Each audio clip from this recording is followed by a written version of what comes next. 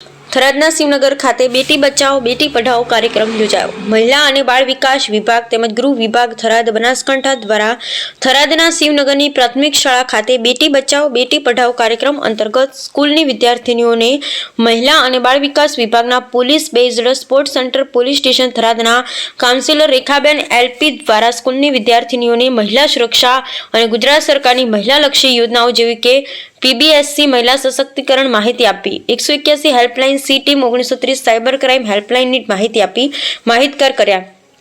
તેમજ તમામ ઉપસ્થિત વિદ્યાર્થીને ગુડ ટચ અને બેડ ટચ અને અત્યારના આધુનિક યુગના મોબાઈલ ફોનનો વધુ પડતા ઉપયોગ કરવામાં આવે તો બાળકને ગંભીર બીમારી થવાની શક્યતા રહે છે. તેમજ અભ્યાસમાં વધુ ધ્યાન રાખવું જેવી માહિતી મંડળી આપી હતી. તેમજ જિલ્લા કાનૂની સેવા સત્તા મંડળ અને તાલુકા કાનૂની સેવા સત્તા મંડળ દ્વારા કાયદાકીય માહિતી આપી અને તમામ બાળકોને યોજનાકીય માહિતીના પેમ્પલેટ વિતરણ કરાયું હતું. કાર્યક્રમમાં શિવનગર પ્રાથમિક શાળાના આચાર્ય શ્રી વિંજાભાઈ રાઠોડ તેમજ સ્કૂલના સ્ટાફ મિત્રોએ તેમજ સ્કૂલની વિદ્યાર્થીનીઓએ બહોળી સંખ્યામાં હાજરી આપી.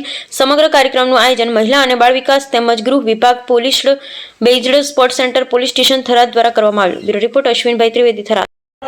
મહિલાઓ માટે, દીકરીઓ માટે આ સરસ સરસ એવા આપણે પ્રોગ્રામનું આપણા ડિપાર્ટમેન્ટ તો આયોજન થતું હોય. શું કારણ?